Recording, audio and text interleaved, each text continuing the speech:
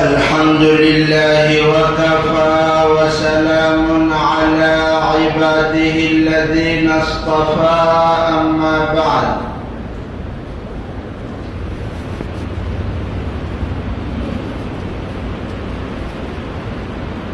أعوذ بالله من الشيطان الرجيم بسم الله الرحمن الرحيم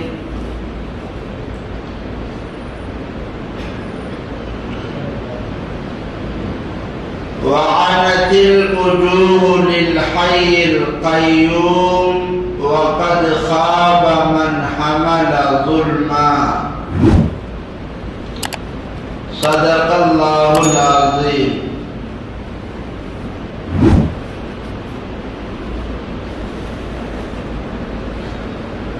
اللہ تبارک و تعالی نے یہ کائنات بنائی اور حضرت انسان کو پیدا فرما کر اللہ تبارک و تعالی نے ان کی اصلاح اور ہدایت کی خاطر انبیاء کرام کو مبعوث فرماتے رہے. حضرت آدم علیہ السلام سے لے کر حضرت محمد رسول اللہ صلی اللہ علیہ وسلم تک کم و بیش 1,24,000 انبیاء کرام تشریف لائے. سب سے آخری نبی حضرت محمد رسول اللہ صلی اللہ علیہ وسلم سے پہلے دیگر نبیوں کی امتوں میں اللہ تبارک و تعالی نے یہ نظام رکھا کہ جب انہوں نے سرکشی کی اور اللہ کی بات کو نہیں مانا، وقت کے پیغمبر کی رسالت کا انکار کیا، تو اللہ تبارک و تعالی کا عذاب آیا اور صفحے ہستی سے مٹا دیے گئے.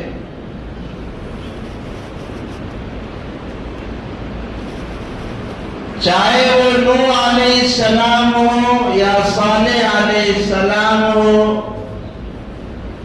یا قوم ثمود ہو، قوم فرعون ہو، اللہ تعالیٰ کی پکڑ آ گئی اور عذاب میں مبتلا کر دیے گئے.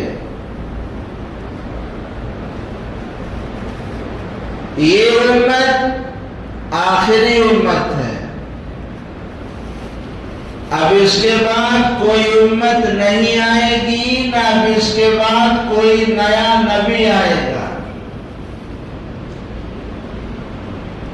اس لیے اللہ تبارک و تعالی نے اس امت کے اندر فتنے رکھے.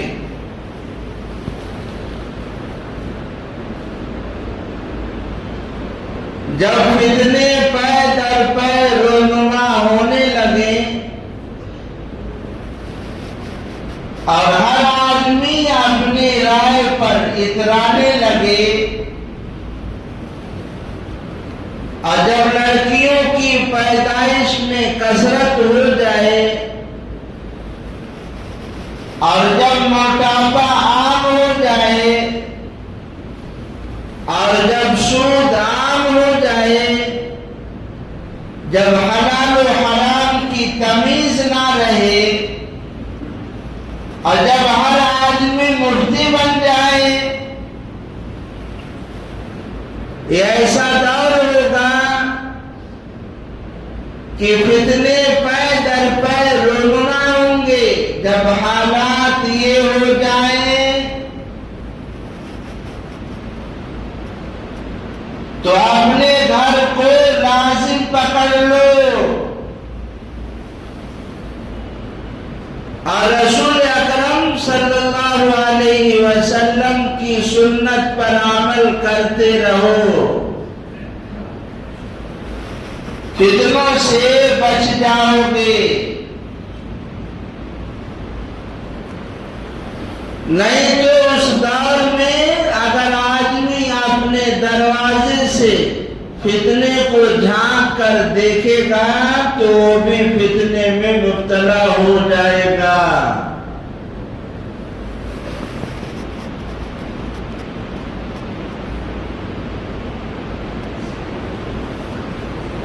اس لیے اللہ کے نبی صلی اللہ علیہ وسلم کی یہ محبت تھی امت کے ساتھ، آپ کی یہ ہمدردی تھی، آپ کی یہ شفقت تھی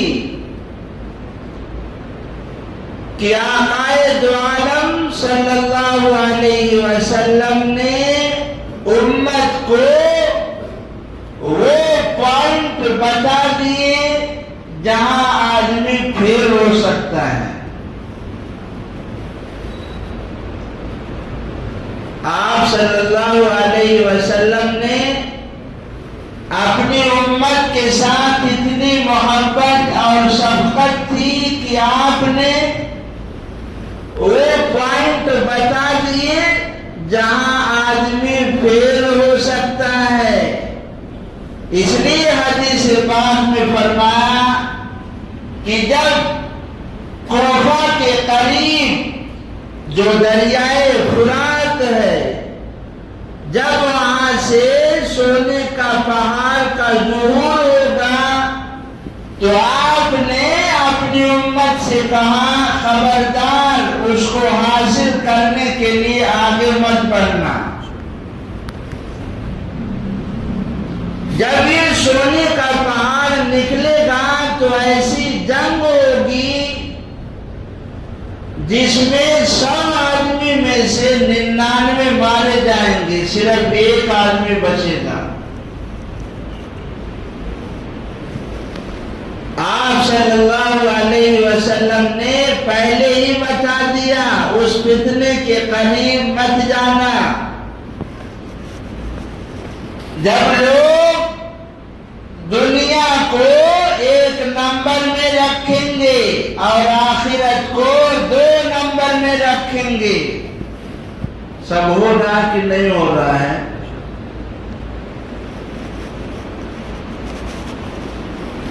جب علماء کا اکرام نہیں کیا جائے گا اور ان کی برائیاں کی جائے گی، جب فجر کی نماز پڑھنے والے کے خلاف سازشیں کی جائیں گی، تو امت آزمائشوں میں اور فتنوں میں مبتلا کر دی جائے گی۔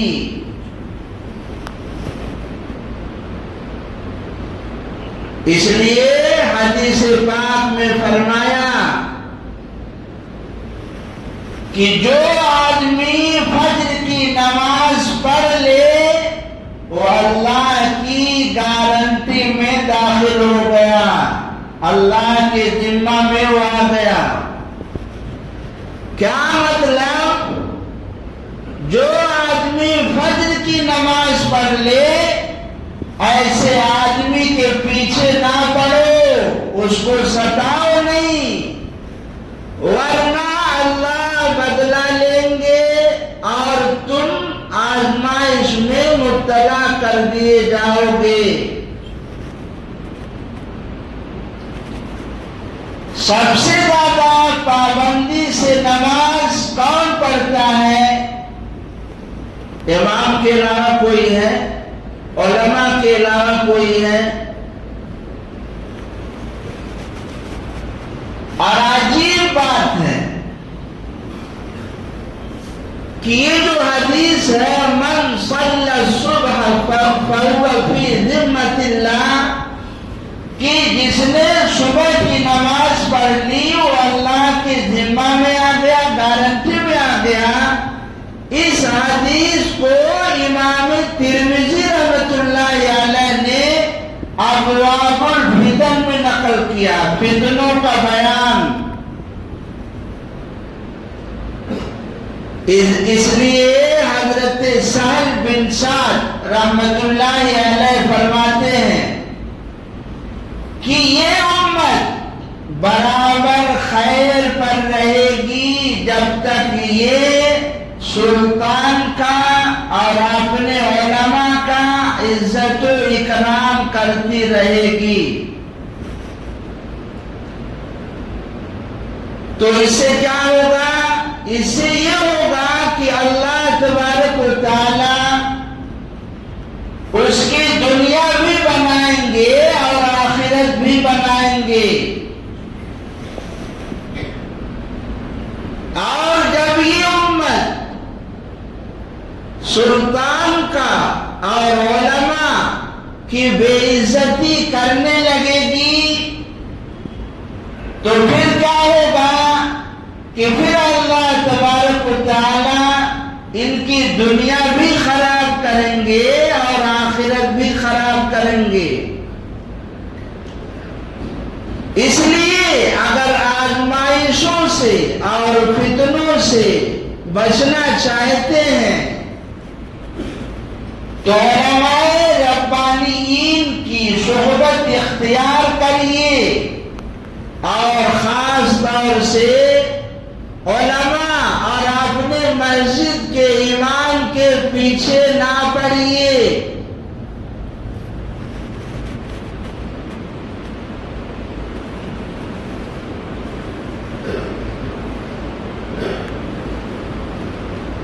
صحابہ کرام کی کتنی بڑی تعداد ہے، غور سے سنیے گا، یہ اس ہفتے بھی نہیں پورا ہوگا حضرت مہدی کا، ہو سکتا ہے پچھلے ہفتہ جیسے شروع کیے وہیں پھر پہنچے، آج کوئی بات نہیں ہے۔ حضرات صحابہ کرام کی اتنی بڑی تعداد ہے، رسول اللہ صلی اللہ علیہ وسلم کا یہ اصول تھا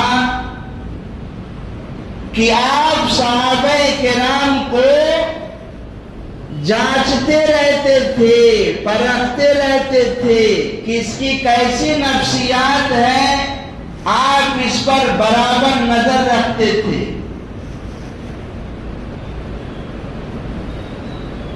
نگاہ نبوت نے جب بھانپ لیا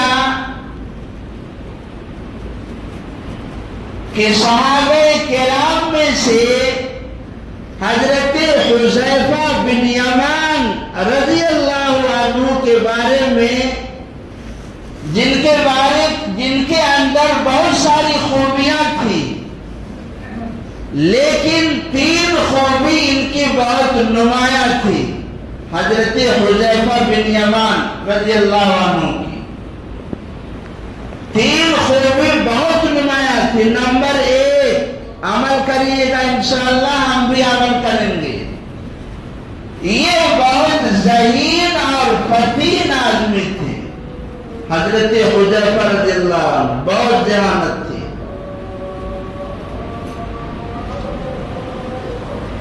وقت کے کم لمحوں میں بڑے بڑے معاملے کو سلجھا دیا کرتے تھے۔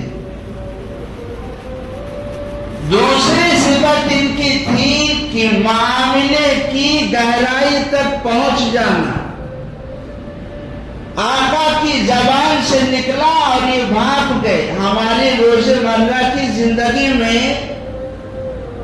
ایک دوسرے سے بسا اوقات ہم ایسی بات بول دیتے ہیں، سامنے والے کے ہوا بھی نہیں لگے گی، اور آدمی کہہ جاتا ہے، لیکن بعد میں کبھی ہوتا ہے آج بھائی یار بڑی بھاری بات بولے تھے، اب سمجھ میں آیا، ہنسنے والی بات ہوگی تو بعد میں ہنستا تھا، بعد میں ہنسے جاؤ، ارے یار یہ مطلب سمجھ۔ تو حضرت حذیفہ بن یمان رضی اللہ عنہ کی یہ دوسری خصوصیت تھی، بات کی تہ تک پہنچ جانا، اور تیسری خصوصیت تھی ان کی راز کا افشا نہ کرنا۔ یہ رازدار تھے آقا صلی اللہ علیہ وسلم کے، اسی لیے چاہے وہ ابو بکر صدیق ہو یا عمر فاروق ہو یا عثمان غنی ہو یا حضرت علی ہو رضی اللہ عنہم اجمعین، خلفائے راشدین برابر حضرت حذیفہ رضی اللہ عنہ سے پوچھتے رہتے تھے کہ آپ منافقین کے نام بتا دیں، کیا فتنے ہوں گے ذرا اس کے بارے میں بتا دیں، لیکن بتاتے نہیں تھے۔ کس لیے نہیں بتاتے تھے؟ یہ رازدار تھے۔ اس لیے آپ پڑھیں گے کہ حضرت عمر رضی اللہ عنہ جانچتے رہتے تھے، دیکھتے رہتے تھے کس جنازے میں حضرت حذیفہ ہیں۔ اگر وہ رہتے تو حضرت عمر رضی اللہ عنہ جنازے کی نماز پڑھاتے، اور اگر نہیں رہتے تو نہیں پڑھاتے۔ ایک بار کا واقعہ ہے، حضرت عمر رضی اللہ عنہ نے حضرت حذیفہ رضی اللہ عنہ سے پوچھا کہ جو میرے گورنر ہیں کیا ان میں کوئی منافق ہے؟ آپ نام بتا دیں تاکہ ہم معذور کر دیں۔ لیکن حضرت حذیفہ بن یمان رضی اللہ عنہ نے بتایا نہیں، لیکن عمر بھی صحابی تھے رضی اللہ عنہ، وہ بھی بہت ذہین آدمی تھے، فراست تھی ان کی۔ حضرت حذیفہ رضی اللہ عنہ نے بتایا نہیں، لیکن حضرت عمر رضی اللہ عنہ بھاپ گئے اور اس گورنر کو معذور کر دیا۔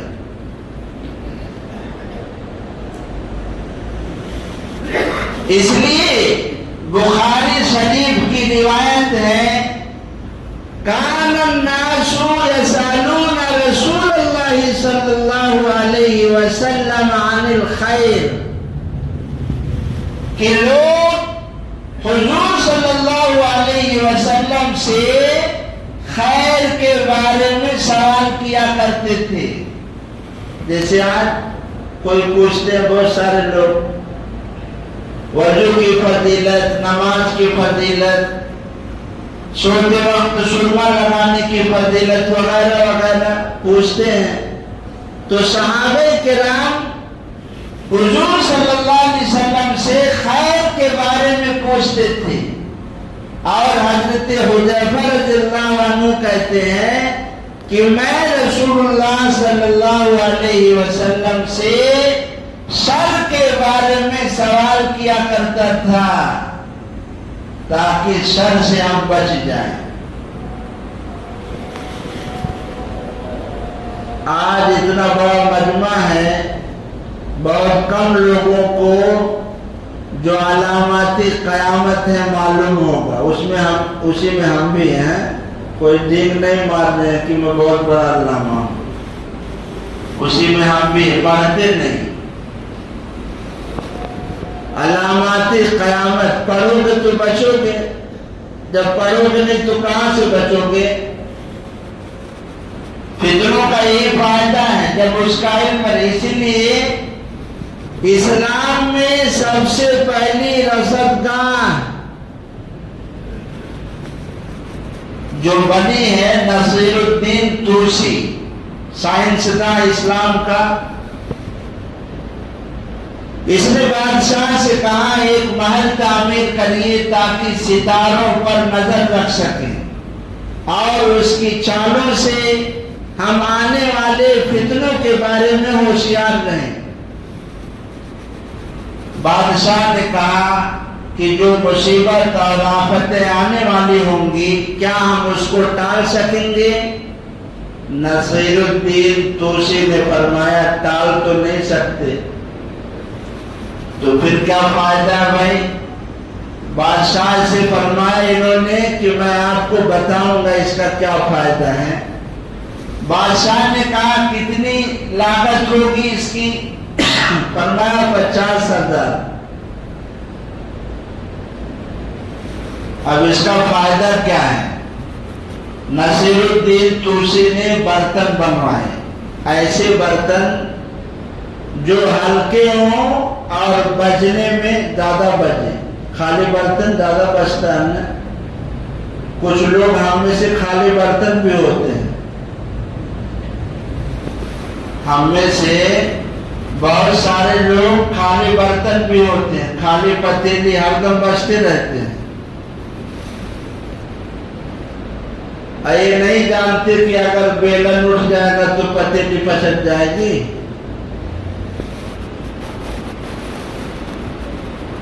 50,000 لاگت برتن جب بنوائے اور دربار سجایا گیا، نصیر الدین توسی بھی بیٹھے، بادشاہ بھی بیٹھے، اور پہلے سے پروگرام کے مطابق چھت کے اوپر سے برتن گرانے لگے۔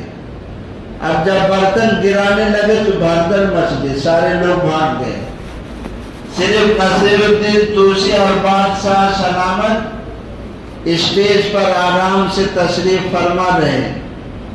اس کے بعد فرمایا بادشاہ سلامت دیکھیں خالی برتن سے بھگدڑ مچ گئی، ہم لوگوں کو معلوم تھا پہلے سے، اس لیے اطمینان سے بیٹھے تھے نا، فتنوں کے بارے میں جب معلوم ہوگا تو آدمی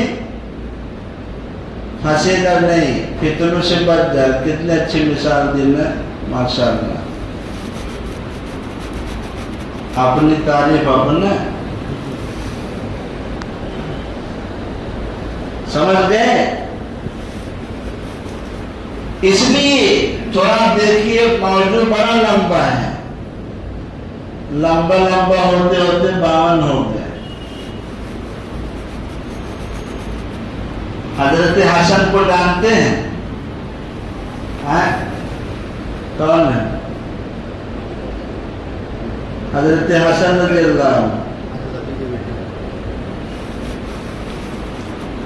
حضور صلی اللہ علیہ وسلم ایک مرتبہ خطبہ دے رہے تھے، یہ بچے تھے، سامنے جب آقا نے دیکھا کہ حضرت حسن آ رہے ہیں تو آپ ممبر سے نیچے اتر کر انہیں گود میں لے لیا اور فرمایا میرا یہ بیٹا سردار ہے۔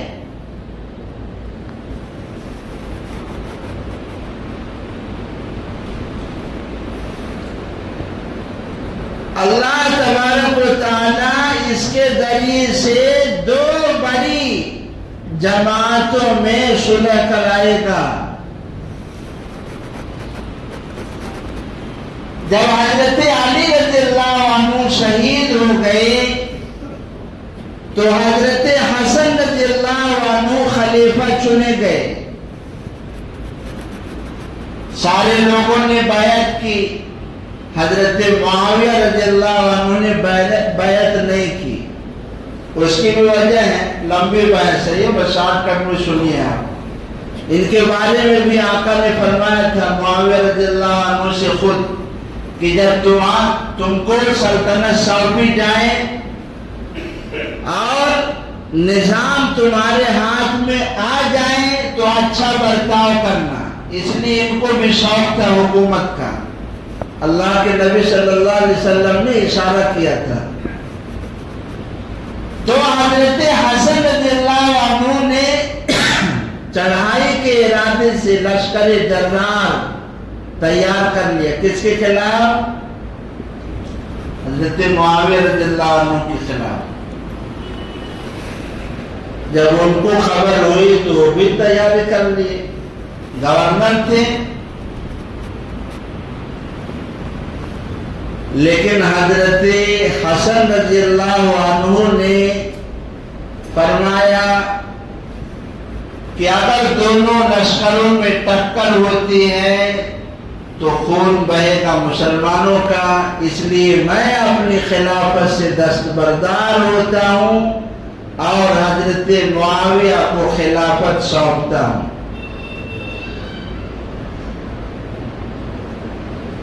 6 مہینہ رہے یہ خلیفہ، اس کے بعد کون بن گئے؟ حضرت معاویہ رضی اللہ۔ اللہ کا یہ قانون ہے کہ جب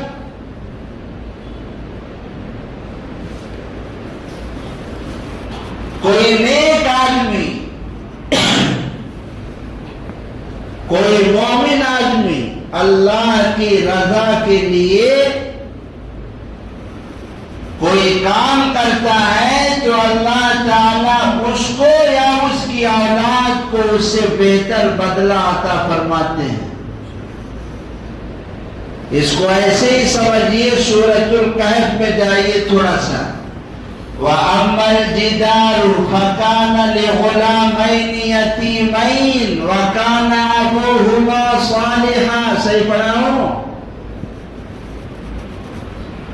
حضرت خضر علیہ السلام کو اللہ نے جس بستی میں پہنچایا تھا تو دیکھا کہ ایک دیوار بالکل گرنے کے قریب ہے.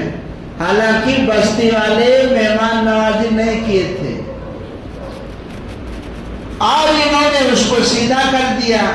حضرت موسیٰ علیہ السلام نے کہا بھی اگر آپ چاہتے تو کچھ لے سکتے تھے جس سے ہم لوگ کھانے پینے کا انتظام کر لیتے، لیکن یہ اللہ کے حکم سے یہ کر رہے تھے دیوار کو سیدھا. اس کے نیچے ان کے ماں باپ نے اپنے بچوں کے لیے خزانہ دفن کیے تھے. اگر یہ خزانہ نکل جاتا، دیوار گر جاتی، تو بستی والے جو مہمان نوازی نہیں کر رہا ہے وہ کیا کرے گا؟ بھائی بکرا کاٹے گا.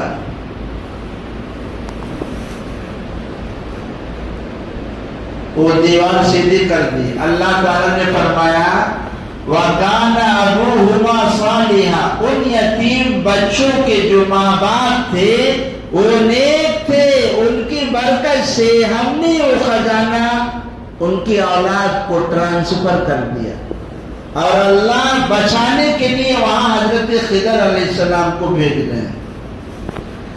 حضرت حسن نے رضی اللہ عنہ نے اللہ کی رضا کے لیے صلح کی اور حکومت کو چھوڑ کر حضرت معاویہ کے حوالے کر دیا. اللہ نے ان کو یہ بدلہ دیا کہ حضرت مہدی رضی اللہ عنہ کی پیدائش انہی کے خاندان میں ہوگی اور حضرت حسنی ہوں گے. سمجھ میں آئی بات؟ حضرت مہدی کیا ہوں گے؟ یہ ایسا ہی سمجھو کہ جیسے اسحاق علیہ السلام کی اولاد میں بے شمار انبیاء آئے، لیکن ایک در یتیم حضرت اسماعیل علیہ السلام کے خاندان میں پیدا ہوا جن کا نام ہے محمد الرسول اللہ صلی اللہ علیہ وسلم، جو تمام نبیوں کے امام ہیں، تمام رسولوں کے امام ہیں. اولیاء تو بہت آتے رہیں گے، لیکن ایک ولی وہ آئے گا، ایک مجدد وہ آئے گا جو سب پر بھاری ہوگا. جو کس میں آئے گا؟ حضرت حسن رضی اللہ عنہ کی اولاد میں. انہوں نے ادھر اللہ کی رضا کے لیے سلطنت کو، خلافت کو چھوڑ دیا. اللہ ان کے بدلے میں ان کی اولاد کو اتنا بڑا تمغہ دے رہے ہیں کہ آپ سن چکے ہیں. اس سے پہلے 4 لوگ ایسے ہوئے ہیں جنہوں نے پوری دنیا پر بادشاہت کی ہے. 2 مسلمان ہیں، حضرت ذوالقرنین اور سلیمان علیہ السلام، اور 2 کافر ہیں، نمرود بخت نصر. یہ 2 کافر ہیں. چوتھے 5ویں خلیفہ وہ ہوں گے حضرت مہدی کہ جن کو اللہ تعالیٰ پوری دنیا کی سلطنت اور خلافت عطا فرمائے گا. پوری دنیا ہم لوگ ابھی سنتے ہیں نا کہ جو ہے 4 بادشاہ ہوئے ہیں، 2 مسلمان اور 2 کافر. انشاءاللہ دیکھ بھی لیں گے انشاءاللہ. ایسا لگ رہا شریک نہیں ہونا چاہتے ہیں کا؟ بولو انشاءاللہ. دعا کرتے رہیے اللہ تعالیٰ شریک فرمائے. ایک حدیث سن لیجیے. دیکھو بولا تھا نا وہیں پہنچے. پھر ایک حدیث سن لیجیے. یہ اتنا سن لیں گے تو آگے پھر سنتے رہیں. کوئی مسئلہ تو نہیں ہے نا. اب یہاں پان کھانے کی اجازت نہیں ہے نا، تو بیٹھ کے کھا کے سنو، ہے کہ نہیں؟ حضور صلی اللہ علیہ وسلم نے فرمایا میری امت کی اللہ تعالی کے یہاں کم از کم اتنی عزت اور قدر ہوگی کہ اللہ تعالی میری امت کو 500 سال کی مہلت دے گا۔ علامہ جلال الدین سیوطی رحمۃ اللہ علیہ نے دلائل سے ثابت کیا ہے کہ حضور صلی اللہ علیہ وسلم کے وصال کے 1000 سال بعد 500 سال مراد ہے، مطلب کہ 1500 سال سے پہلے میری امت ختم نہیں ہوگی، 1500 سال کے بعد اللہ جو چاہے گا وہ کرے گا۔ کتنا چل رہا ذرا دیکھیے، کتنا چل رہا ہے؟